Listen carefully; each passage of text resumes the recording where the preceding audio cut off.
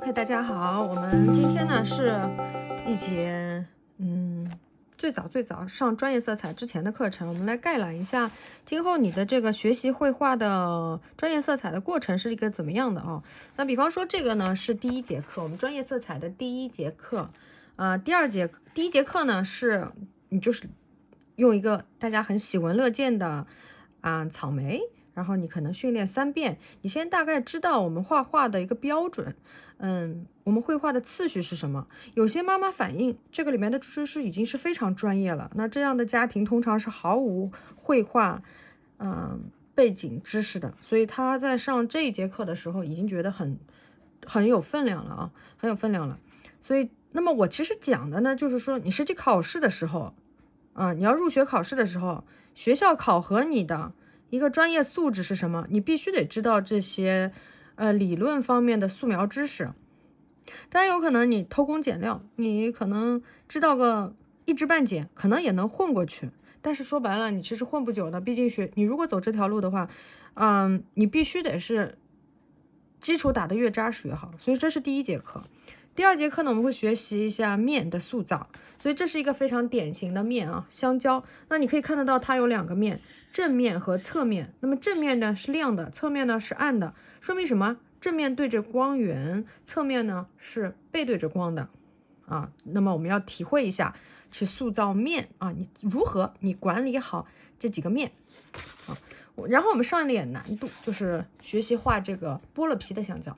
那剥了皮的香蕉，你可能会觉得，哎，怎么这有什么差别吗？不都是黄色的一种圆柱体？区别就是多了个皮哦，还多了一段香蕉肉，对吧？那香蕉肉是一个很浅的黄色，所以说我们怎么样去界定这种非常浅的黄色？绘画当中最难画的可以说就是浅色的深浅变化，所以说这个香蕉其实是非常难画的。但是其实这是非常难画的一个课题啊，但是由于我们之前打过一个基础，在这个造型上做了一次基础，所以你第2次的时候画这个会好一些啊。我们的学生在训练的时候会感觉还有点熟悉，对于新的知识既熟悉又陌生，不会全部陌生，对吧？因为本来这个课也就是最难学的一门艺术课之一，艺术课绘画当中最难学的一门课之一。好，接下来呢，我们会再帮助大家巩固一下这个面。我们其实是塑造面的，你这个面塑造完之后，它很多个面组合在一起才能出现一个3D 的造型，对不对？所以2维的面我们一直是在前几期的话一定会注重的。那一个是这样的造型的叶子，一个是焦黄的叶子。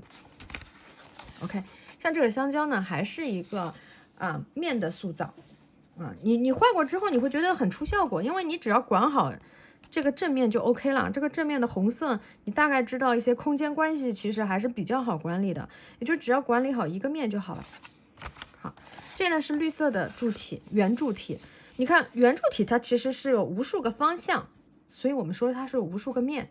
那么无数个面的话，你看这个就仙人球就比较好友好多了，它就只有3个面，1、2、3。然后在这3个面里面，你看它是有黑白灰3层关系的，白灰黑，对吧？那黑到什么程度？如何去界定它？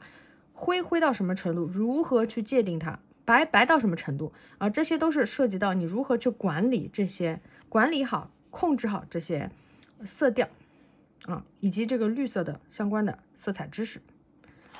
好，之后呢，我们会上一个难度，狠的上一个难度，到了个球体，同时呢还是一个小组合之前这些都是单个的物体，之后呢我们会上升到一个小组合上来。你看，一个半个牛油果 avocado 和完整的一个牛油果，所以说后半部分是个球体，前半部分是个半球体。那个半球体上面还有个半球体，凸出来的那个 avocado 的核是吧？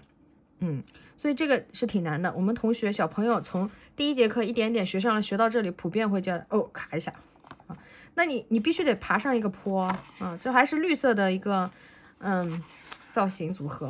接下来呢，我们可能就要学习这个苹果了。这个苹果实在是太难了，有很多小朋友他会问我说，老师我们什么时候画苹果？因为我们很喜欢吃苹果，就是说这个苹果呢，我觉得太可怕了，我能晚点学就是晚点学。因为为什么？你看这个苹果它分成上面的面、侧面、前方的面和底下的面，以及左边、中间和右边，所以它像一个9宫格一样。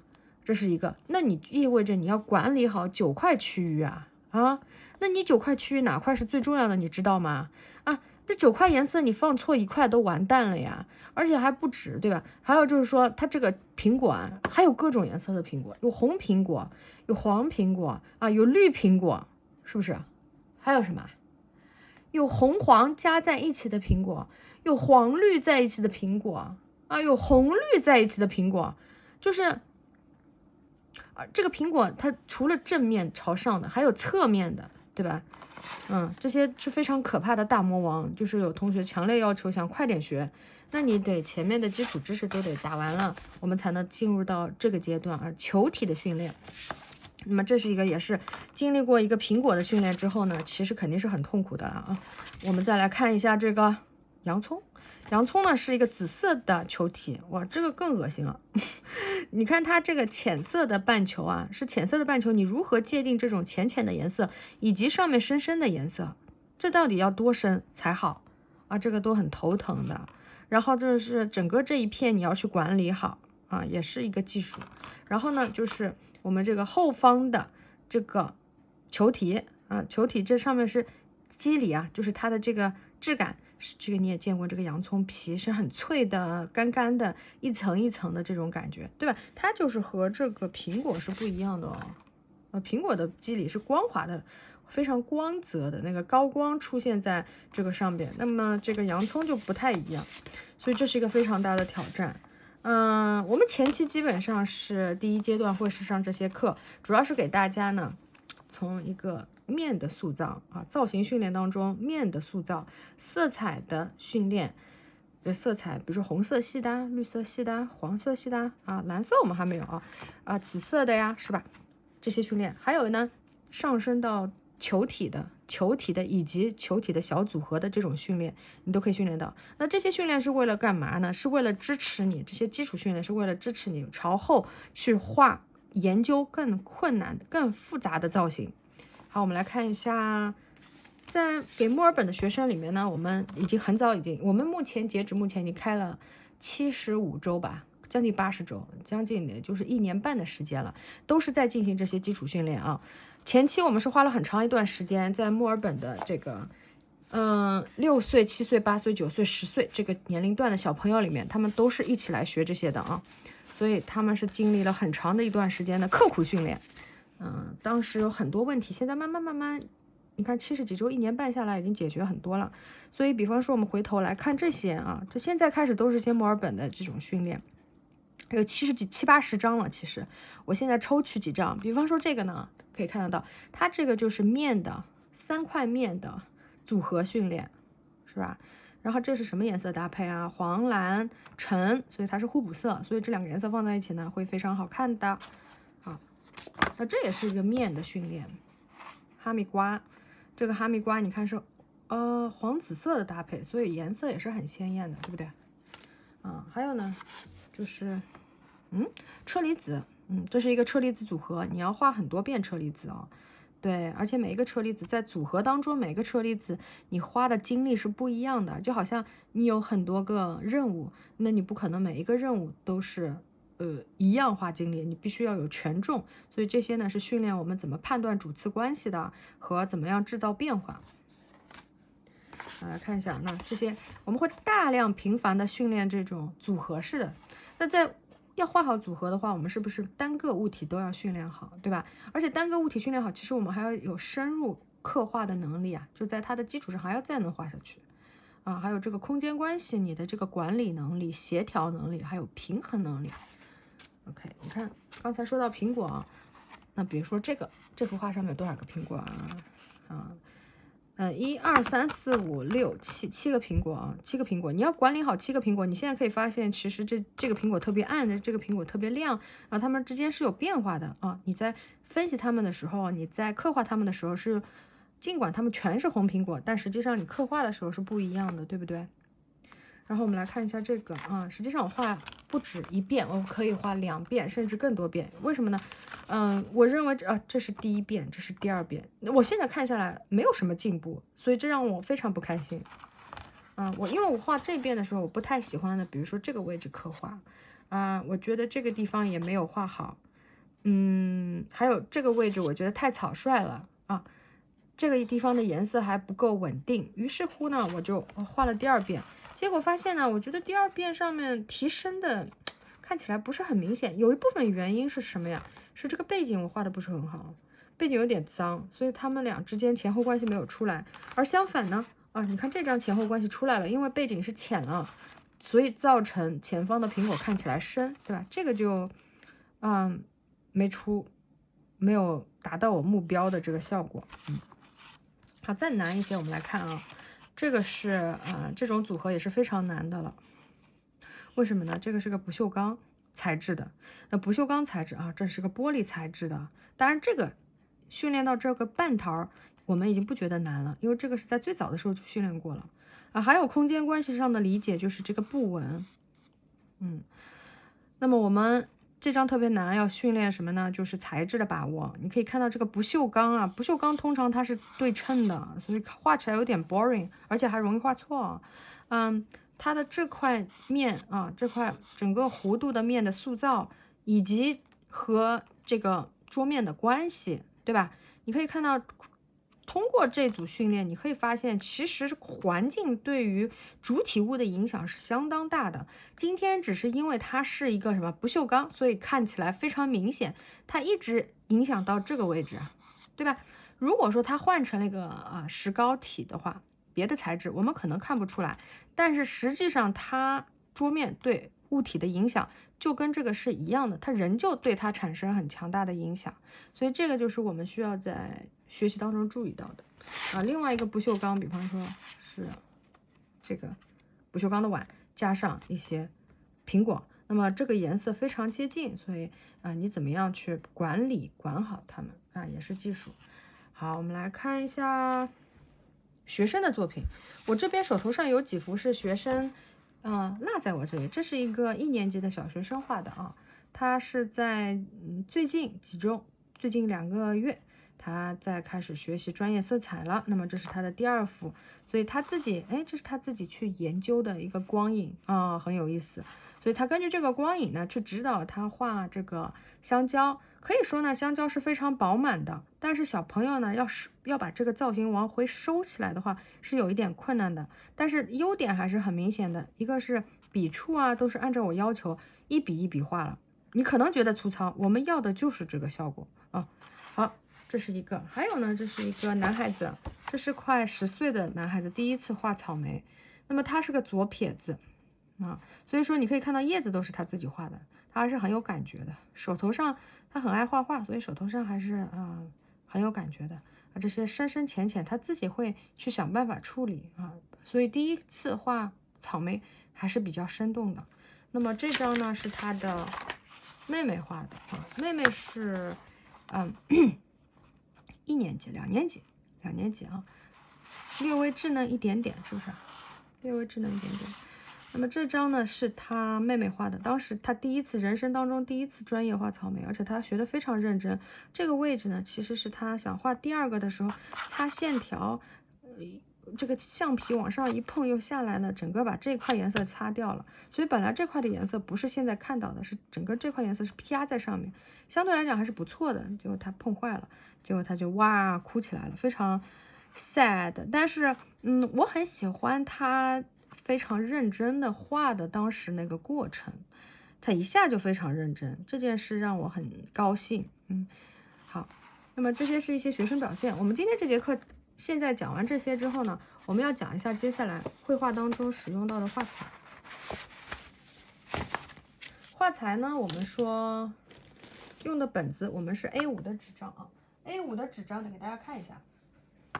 这是一本当然我写了名字的，因为我的学生也推荐使用李维斯的这种纸。这种纸我觉得就是比较经济实惠，然后就是学生用的训练比较好，也不是说要去搞什么大作，你只要学习态度就好了它是一个200克的200克的纸张，我记得在店里是卖 Officeworks 是卖11块多钱，折合人民币也要50几块钱一本，它一共也就12张。还有本子我看一下，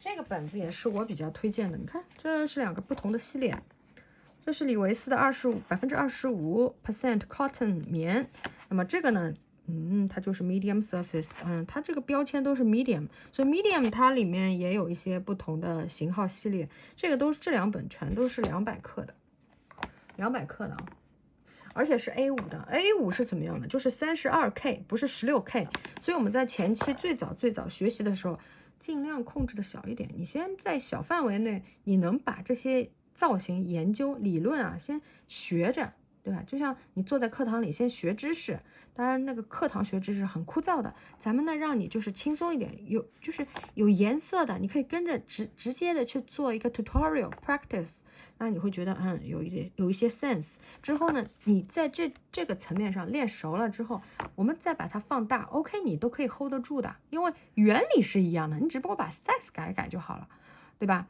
再之后呢，你就可以换颜料。你如果画得更好了，而且你对艺术非常有感情，那么你就可以去换画材啊，试试看后画的 acrylic，丙烯颜料，还有 oil painting 这2个。所以说我们现在的课程呢，都是支持你未来进入到油画学院派绘画的深入学习，整个这个系统是一致的。这并不是兴趣类课程，我也不懂什么叫兴趣类课程，说实话。因为兴趣类课程到底能不能对我学好这门课有帮助呢？我不太清楚。我觉得画画你就只有一种画画，就是正规的画画。我不可能带学生去学不正规的绘画，这个是浪费学生的时间，同时浪费我的时间。我的时间也是很宝贵的。我做一些没有产出的事情，这个让我觉得是无法忍受的。同样的，我也不希望学生去做这些事情。好，我们来看一下啊，这个纸比较薄，所以它干的速度非常快。那么相对200克的干的速度都比较快，300克就干的速度比较慢。这样的话，小朋友如果等不及，他一涂抹的话，这个纸张啊就会出不了那个效果。所以还是快干比较好，前期训练的时候。好，接下来看一下这个颜料。颜料呢，我们是这个48色盒子。OK， 我已经打开了，看起来很漂亮的样子哦。这是我强推的一个盒子，不管是我们中国国内还是我们澳大利亚，我们都会推荐你使用这套盒子。这套盒子一共有48个颜色，它是捷克斯洛伐克产的，品牌叫光之山，就是那个全世界出土最大的一颗大钻石，所以光之山啊。好处是不占地方，非常小。其次呢，它都是干的，你小朋友学习习惯不好，想浪费，噼里啪啦想，对吧？乱涂乱画，你这个没有什么机会。它是固体的，如果你把它弄脏了，你就把它冲一冲，它就干净了啊。然后呢，48个盒子啊，千万不要省钱去买什么36色、24色啊，就没差多少钱，但是给自己找麻烦。48色盒子，充分的把所有的我们可能绘画当中用到的颜色都给你展现出来。所以你先把48色盒子先学会，之后你再学习自己配色，对吧？基本上它都帮你配好了。OK， 我们来看一下，认识一下。这个是个黄色的盒子，看到吗？我把这个拿走。这是一个黄色的盒子，对吧？这个黄色盒子的话，它上面有4个黄色，可以看到啊。我来给你，我们找一支笔。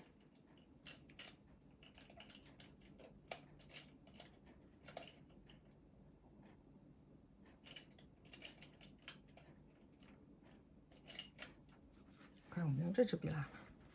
你可以看到这里有2个黄色，这里有2个黄色，那这是个白色。白色我们不经常用的，你画画的时候千万不要用白色和黑色，不要太依赖，特别水彩里面，白色一画的话，整个画面全部都粉掉了，粉气白乎乎的。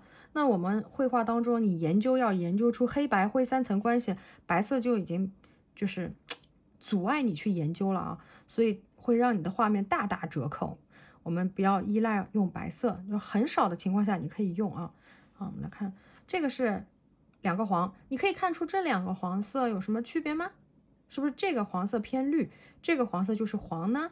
那就对了。如果你有这种感觉啊，仔细对比，我们把这个黄色遮住，那么我们也感觉不出来啊，也就觉得它就是个黄，对不对？但是露出来对比之后，你会发现，哎，这个是冷的，哎，这个是暖的，对吧？Cool yellow and warm yellow。那这2个算是土黄了，一个深一点，一个浅一点，土黄，也就是比这个柠檬黄颜色更稳重、更灰暗沉一点的颜色，它不会像这两个颜色那么的明亮。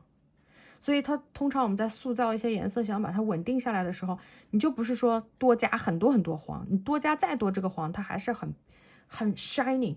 所以我们要尝试去把它稳定下来，就得借助于其他两个颜色。那么一个深一个浅，同样的这两个其实看起来都算是暖色调，顶多这个有点冷吧，这个比较暖，对吧？这个是冷的，这个是暖的。那这个是什么颜色？这是个橘黄色啊，橘色。OK。橘色里面我们来看，哎，连着了。这是个橘黄色，这是一个橘色。我们来学习一下，这是一个橘红色啊，所以说这是中间的，这是浅的、普通的、深的，是这样一个关系哦。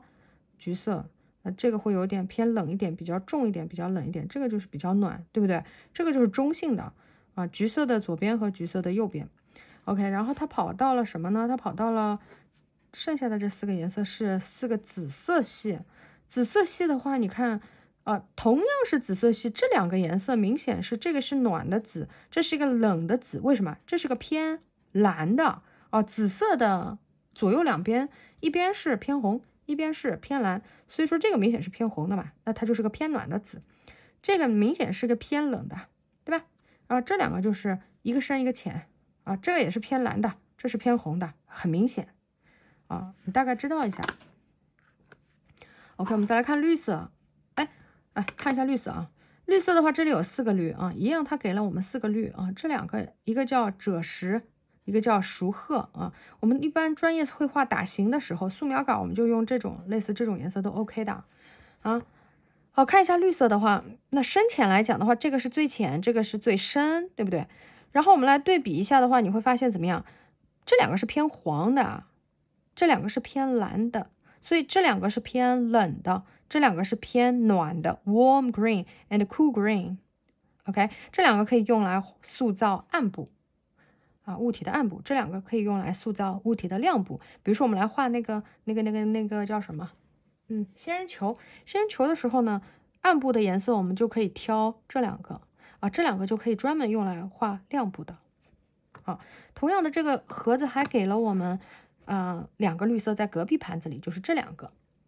这两个的话，你看它有点像是灰绿啊，这种叫灰绿，不是像这个绿色那么的响亮，对吧？它更暗沉一点，更白气一点，所以这个就更符合真实实际情况，世界里的那种叶子玫瑰花的叶子就有这种 sense 这个蓝也是叫古蓝，这叫古蓝，这又是给了我们一组这个脏脏的这个巧克力颜色这个颜色是叫什么 blonde， 这个是铜铜呢，而且这个性能非常好，你加点水它可以画出很厚，覆盖性很强，所以说你可以写美术字的时候可以用这个颜色，但是我们学术绘画的时候是不会用这个颜色的你千万不要用，好不好？忍住。OK， 请再来看这4个盒子这个盒子里面有4个蓝色加1个黑色和1个灰色，发现没有？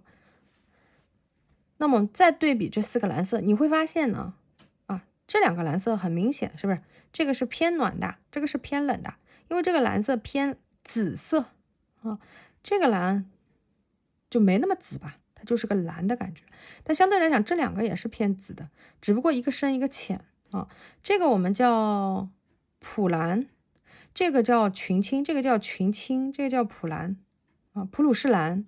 群青，这个盒子里的颜色也是我们画素描稿、学术绘画画素描稿的时候，一开始打形阶段我们会用的颜色，所以这个你是可以用的。同时呢，这4个颜色我们常用于画暗部，影子。好，来看 ，OK， 这个有点打散了我们换个盒子，我们来研究一下这4个红色的盒子。这4个红色的盒子，你会发现，这有什么区别那明显这也是个橘红，这是个砖红，这个算是玫瑰红或者是叫什么品红。这里面有个品红，这个还是这个，反正有一个是品红。这2个颜色都是非常冷的，你用水调出来比实际情况还要再冷一点这2个也算是相对在之前的巧克力色里面，你看会明显觉得这2个和这2个对比，这个是更冷。这个更 warm 一点，暖一点，这个更冷一点，对吧？那么红色，这4个红色我们再来谈一下，你会发现什么？这个明显是偏黄的，这也明显是偏黄的，这个是偏红的，这是偏紫的，所以说这2个肯定是偏冷的，这2个是偏暖的啊。这种砖红色，它也是比较漂亮的一些颜色。我们接下来看这个盒子里面，这里面有纯正的紫色，纯正的，这个算什么颜色啊？蓝色啊。那这是一个粉蓝、冰蓝的感觉，这个冰蓝就是我用的非常快啊，这个挺好看的，浅浅的冰蓝色。这个是熟褐色啊，这是银，这是金，这2个颜色我们是不用的，你就准备着就好了。好，再来看这个，这里面呢我们可以看到看到了大红，差不多有4个红色了啊。红色其实占比还是挺多的，这2个算黄色，对不对？这个就是大红，这个红色很明显，它不偏冷也不偏暖啊。那这个是明显，这2个是冷的啦，这2个是冷的，发紫的。但是这2个冷的，你对比一下，发现这是冷的里面偏暖，这是冷的里面偏冷的，对不对？啊，这是个 skin color 皮肤色，我们画皮肤的时候就很好用啊，或者画暖色调子里面的时候，想把这个颜色炒暖了调，我们就会选用这个颜色的。这个也都是帮忙去降低明度的一个工具色。这个是比较暖的黄色了。可以看最早的，在拼在一起的时候，对吧？这个跳到这里再过来，从这个开始，这是这样。那么颜色就介绍到这里啊，所以你要大概了解这个盒子里面的这个颜色是什么样的一个情况。好，我们接下来再来看一下画画的话，我们用的纸是这张 A5 尺寸的，对吧？笔刷的话呢，我们要用这样的圆头，这种头叫 round。这款呢是西班牙笔黄，这是公的貂毛尾巴，公貂的尾巴上的毛做的，这是一支老牌的专业绘画笔刷啊。我买了一支，那国内和我们澳大利亚卖的价格都是在200多人民币，澳大利亚折合下来也是200多，它是50几澳币吧，乘以5 250。那个淘宝这支笔也是200多，但我觉得在学生阶段你不需要去追求这样的笔刷，你只要去使用这样的笔刷就好了。给大家看一下。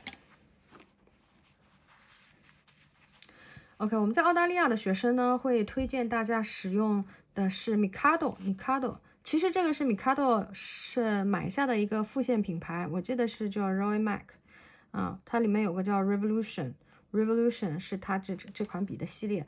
那么这款笔的确是相当的不错的，这款笔你看做工啊各方面都很好，但是非常经济，只有10刀左右，你在 Officeworks 可以买得到10刀左右的笔，它要比 Officeworks 的其他的笔都要只贵了连1倍都不到，但是非常专业。这个毛啊不是动物毛，是 Teclon 的技术。但是呢 Teclon 的就是尼龙笔，可是它这个尼龙笔不一样，它是仿动物毛的，它故意做成动物毛的效果。你看这个就是动物毛，它是故意做成动物毛，所以呢，当然动物毛的话要比那个尼龙笔就更高级的。为什么？它的这个储水能力强啊，因为是动物毛。可是呢，因为由于是尼龙笔，它肯定储水能力是不及真的动物毛的。你就像我们的毛发一样，它里面是有油啊，有一些材质的。这种塑料的材质当然是没有这些。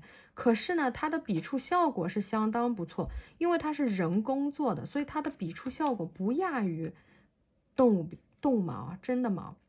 缺点是它的储水能力是和它相比较弱，但也 OK 啦。非常好，性价比非常高。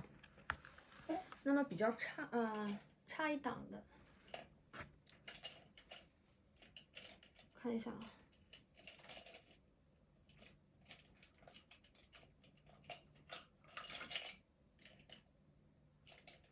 OK， 来，那这支是温莎牛顿的啊，温莎牛顿是个大牌，它呢这款呢是这支笔的1倍。比如说这支笔是10刀，那这支笔就要20几刀了，就正好要贵1倍。它是因为品牌的关系，它的这种它就是个尼龙笔。你可以看到真正的尼龙笔和尼龙笔仿动物毛的笔啊，你看这是不一样的，对不对？